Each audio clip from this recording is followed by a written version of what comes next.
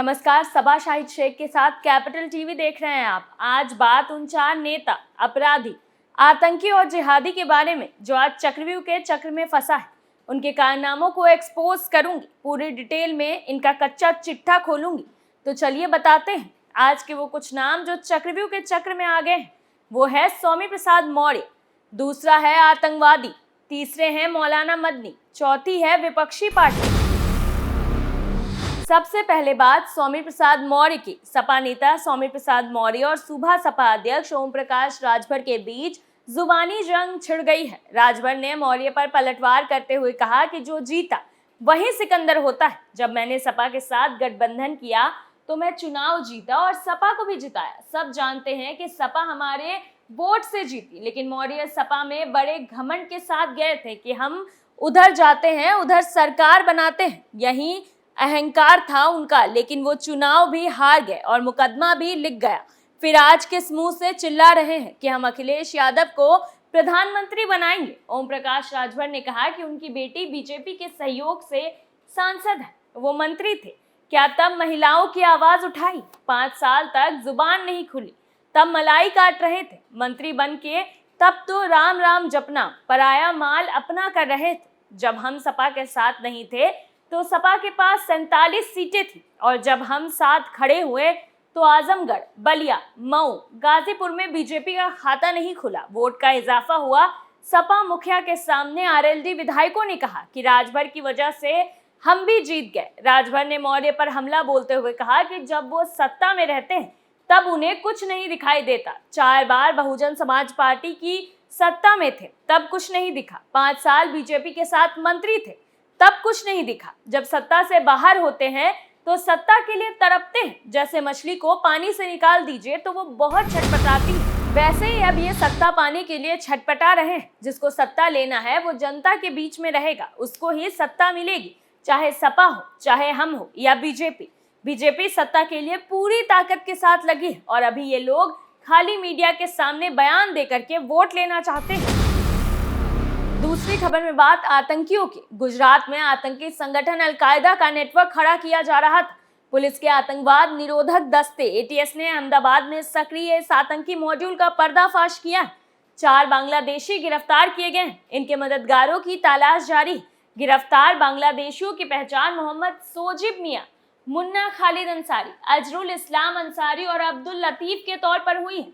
विदेशी आतंकियों के फरमान पर ये स्थानीय युवाओं को कट्टरपंथी बनाने में जुटे थे। हालांकि अब ये गिरफ्तार हो चुके हैं। दरअसल एटीएस लंबे समय से सोजिब पर नजर रखे हुई थी। उसके फोन कॉल से लेकर मूवमेंट तक पर नजर थी। गुजरात एटीएस के डीआईजी दीपेन ने बताया कि एटीएस को कुछ दिनों पहले इनपुट मिला था कि अलकायदा से जुड़े 4 बांग्लादेशियों ने सीमा पार की है और वो गुजरात में आतंकी संगठन का नेटवर्क खड़ा करने की कोशिश कर रहे हैं। उन्होंने बताया कि पकड़े गए बांग्लादेशी स्थानीय युवाओं को अलकायदा में भर्ती होने के लिए कट्टरपंथी बना रहे थे। गुजरात के एटीएस के डीआईजी ने बताया कि सबसे पहले सोजिब से इस संबंध में पूछताछ की गई। पूछताछ में उसका असली नाम मोहम्मद सोजिब अहमद अली निकला। उसकी निशानदेही पर एटीएस ने मुन्ना खालिद अंसारी, अजरुल इस्लाम अंसारी और अब्दुल लतीफ को गिरफ्तार किया। एटीएस ने बताया है कि ये चारों बांग्लादेश में एक कपड़ा कारखाने में काम करते थे, यहीं एक दूसरे के संपर्क में आए। इन सभी को बांग्लादेश में अलकायदा से शरीफुल इस्लाम ने जोड़ा। शरीफुल इस्लाम ने इनका परिचय साइबा नाम के अलकायदा के जिला प्रमुख से करवाया। उसने इन सभी को पैसे जुटाने, कट्टरपंथ फैलाने, पुलिस से बचने, ऐप के जरिए बात करने आदि की ट्रेनिंग दी। बांग्लादेश में इनको हथियार चलाने और जिहाद के प्रचार की भी ट्रेनिंग दी गई। ट्रेनिंग के बाद चारों अवैध तरीके से सीमा पार कर भारत में घुसे और फिर अहमदाबाद आ गए। इनके पास से एटीएस को फर्जी आधार और पैन कार्ड भी मिले। अलकायदा के मीडिया ग्रुप का आतंकी साहित्य भी मिला है। इन पर एटीएस ने यूएपीए सहित आईपीसी की विभिन्न धाराओं में एफआईआर दर्ज की। अब गुजरात एटीएस को घूसपेट में इनकी मदद करने वालों, इनके फर्जी पहचान पत्र बनवाने वालों और इन्हें गुजरात में शरण देने वालों की तलाश है। तीसरी खबर में बात मौलाना मदनी की। जमीयत उलेमाए हिंद के पदाधिकारियों ने एक बार फिर देश के विरोध में जहर उगला है। हमेशा से देश विरोधियों का समर्थन करने वाली जमीयत उलेमा हिंद संगठन की तरफ से मुंबई में बुलाए गए अधिवेशन में बजरंग दल पर प्रतिबंध को सही ठहराने और देश विरोधी बातों का खुलकर समर्थन करने पर संत समाज आक्रोशित है। संतों ने बेहद तल्ख अंदाज में मौलानाओं को चेतावनी देते हुए कांग्रेस पर भी जमकर हमला करते हुए कहा कि सेक्युलरिज्म और सोशलिज्म शब्द को इंदिरा गांधी ने जबरदस्ती जोड़ा। ये संविधान का शब्द नहीं है। कांग्रेस थूक कर चाटती है। बजरंग दल देशभक्तों का संगठन है, देश पर मरने वालों का संगठन है। इसके पीछे देश का संत समाज खड़ा है। वाराणसी में अखिल भारतीय संत समिति के महामंत्री स्वामी जितेंद्र आनंद सरस्वती ने मुंबई में हुए जमीयत उलेमाए हिंद के अधिवेशन में हिंदू राष्ट्र की मांग का मौलानाओं द्वारा विरोध करने पर चेतावनी भरे शब्दों में कहा कि उन्हें इतिहास और अपनी याददाश्त दोनों को दुरुस्त रखना चाहिए।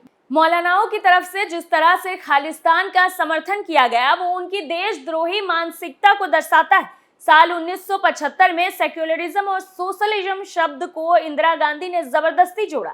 ये संविधान का शब्द नहीं है। भारत हिंदू राष्ट्र था, है और भविष्य में भी रहेगा। स्वामी जितेंद्र आनंद सरस्वती ने कहा कि किसी भी राज्य सरकार को किसी संगठन के पास प्रतिबंध लगाने का अधिकार ही नहीं है।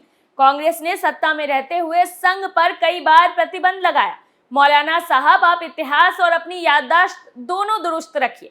बजरंग दल राष्ट्र एकता और अखंडता का बल है। बजरंग दल सनातन हिंदू धर्म के युवाओं का युवा शक्ति है, जिसके पीछे संत समाज खड़ा है। बजरंग दल धर्मनिष्ठ, राष्ट्रभक्त, राष्ट्र एकता और अखंडता के लिए जूझने और मरने वालों का संगठन है। इस पर प्रतिबंध लगाने का सपना लेकर दुनिया में आए हो और दुनिया से विदा हो जाओगे। बजरंग दल गुंडों का संगठन नहीं है। चौथी खबर में बात विपक्षियों की। उत्तर प्रदेश में आए दिन बीजेपी के खिलाफ महागठबंधन की बात हो रही है। कर्नाटक में कांग्रेस की जीत के बाद पहले समाजवादी पार्टी और फिर आरएलडी ने कांग्रेस के साथ जाने के संकेत मिलने लगे हैं। राज्य की बीएसपी समेत कुछ अन्य पार्टियों ने भी इस गठबंधन में शामिल होने की बात कही, लेकिन इस बीच डिप्टी सीएम केशव प्रसाद मौर्य ने प्रतिक्रिया दी है। डिप्टी सीएम केशव प्रसाद मौर्य ने कहा कि राजनीति की सबसे बड़ी प्रयोगशाला है उत्तर प्रदेश। 2014 के बाद चुनावों में सपा ने कभी कांग्रेस तो कभी बसपा समेत छोटे दलों से कई गठबंधन किए, लेकिन यशस्वी प्रधानमंत्री श्री नरेंद्र मोदी जी की लोकप्रियता के सामने सब गौण साबित हुए हैं। दरअसल केशव प्रसाद मौर्य ने सपा को 2017 और 2019 की याद दिलाई है। 2014 के लोकसभा चुनाव में यूपी में बीजेपी गठबंधन ने 73 सीटों पर जीत दर्ज की थी। 2017 के विधानसभा चुनाव में सपा पार्टी ने कांग्रेस के साथ गठबंधन किया है, लेकिन पार्टी को इस चुनाव में बड़ा हार का सामना करना पड़ा। बीजेपी गठबंधन ने 300 से ज्यादा सीटों पर जीत दर्ज की थी। हालांकि इसके बाद यह गठबंधन टूट गया। वहीं 2019 के लोकसभा चुनाव में अखिलेश यादव और मायावती साथ आए, लेकिन फिर बीजेपी गठबंधन ने रिकॉर्ड जीत दर्ज की। अब इसी जीत को याद दिलाते हुए केशव प्रसाद मौर्य ने दावा किया है कि राज्य के नए समीकरणों में अखिलेश यादव और मायावती की हालत खराब है। इस वजह से आगामी लोकसभा चुनाव में बीजेपी फिर एक बार बड़ी जीत दर्ज करने जा रही है। गौरतलब है कि यूपी में लोकसभा की 80 सीटें हैं। अभी बीजेपी गठबंधन के पास 66 सीटें हैं, जबकि 10 बीएसपी के सीट है। वहीं समाजवादी पार्टी के पास 3 सीटें हैं। ऐसे में 2024 का लोकसभा चुनाव फिर से हर दल के लिए महत्वपूर्ण होने वाला है।